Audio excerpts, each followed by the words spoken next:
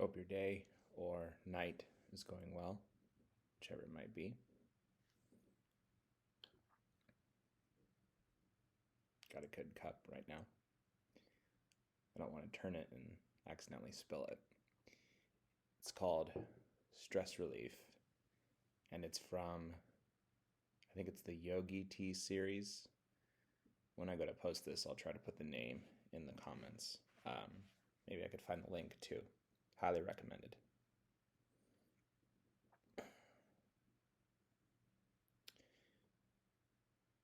We have the new year in the Greco-Roman calendar. Is that right? I think it's Greco-Roman. Coming up here in a couple of days. And the last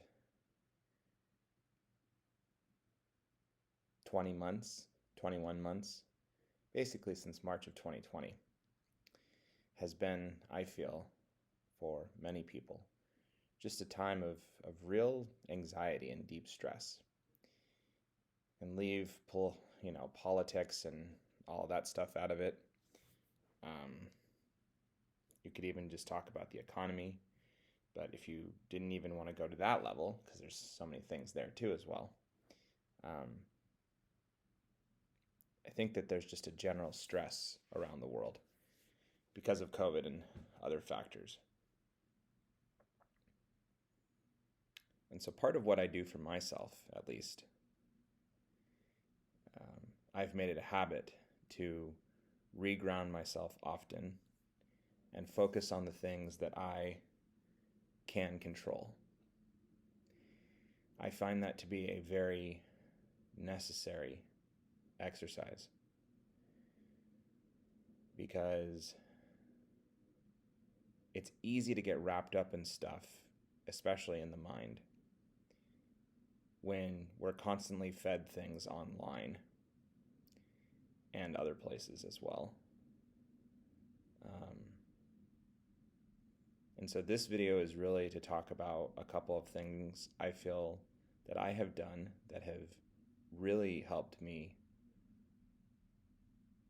process what challenges I have that I have to get through and how to use the mind as a tool and not have it as a burden. A gift, not a curse. First and foremost, if you're going through a really challenging problem and you need to seek help, seek help. That said, from my own personal experience in life, I have noticed that many times, as a starting point, I have overthought things. And I have made a small problem into a big problem just by overthinking. Maybe by something I said to someone during the day that I later on regret and think I need to apologize for. Maybe there's some event I have to do which seems like it's going to take all of the world to get done. It's like you're reinventing the wheel. And, just generally, you can start to get yourself worked up over, things that aren't even, I don't want to say that they're not potentially real, but at some point, many of them, if not all, but many of them are in your mind. An example might be if you're going to do a job change and you're concerned about what your significant other, partner, family, friends, whoever else they might be, what they're going to think about it.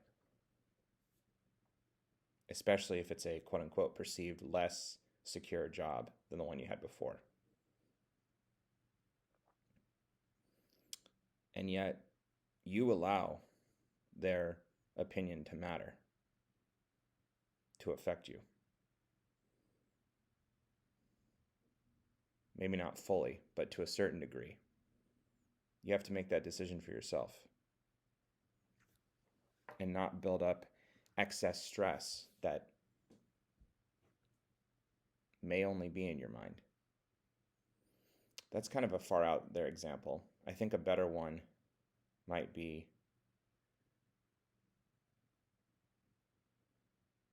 when you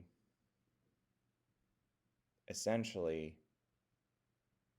don't know how to do a new task that you're attempting, and you make it bigger, kind of like the last example, than it has to be. And because you don't know how to do it, accessing the steps to do it is challenging. And yet, when you get through the hardest part of the task, how many times have you told yourself later on, wow, I worried for nothing. It was going to take some work to get this done, but as soon as I used my resources and gained the knowledge that I didn't have before, I'm capable of great things.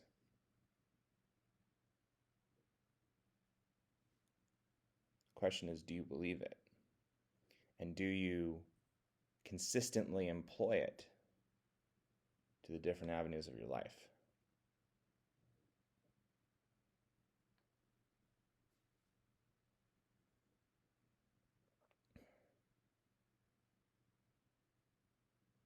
I often think of how much energy I waste in any given time period. Not in judgment of myself, because I don't believe in judging myself for negative outcomes anymore, but more in a sense like reflecting on the things you do, the patterns you engage in to try to be better where it is possible. And it's almost always possible. But I often wonder how much energy I waste in those dead zones, if you will, where paralysis doesn't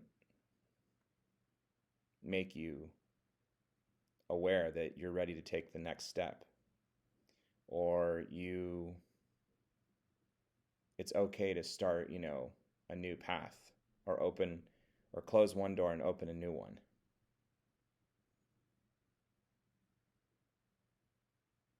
With this new year coming,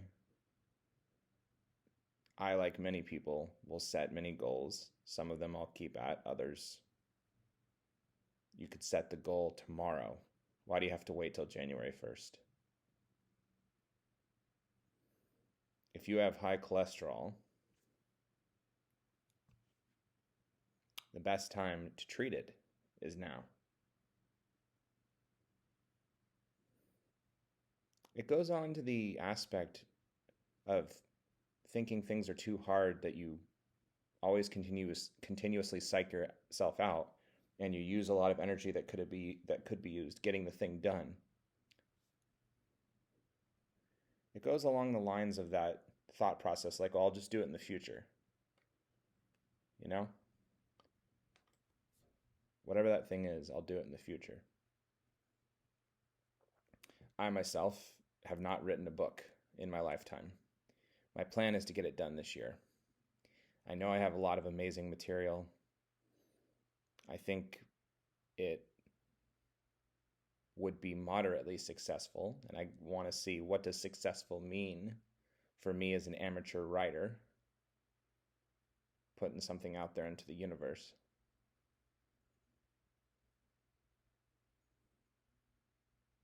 And even though we all have to pay rent, am I only putting a book out there in the world to have financial success?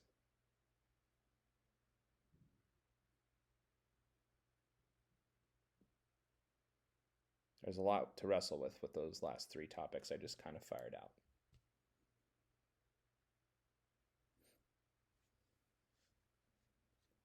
The good news is,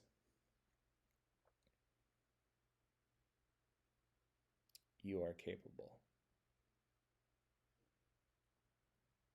You simply have to have the courage to make these inquiries, observe things in life that can help you grow, understand that failure is generally not fatal, learn from it,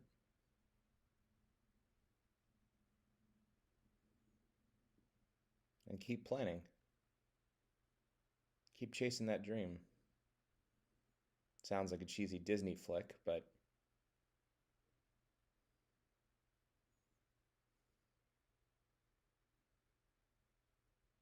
you're only a failure if you quit.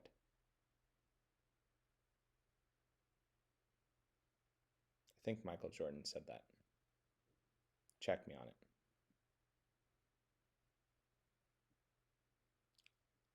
I'm sending you a lot of optimistic passion for this year.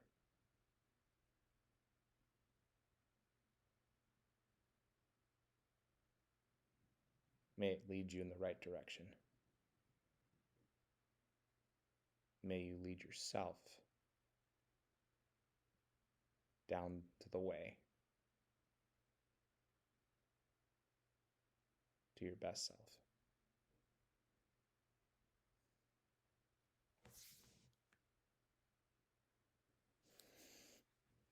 Be well.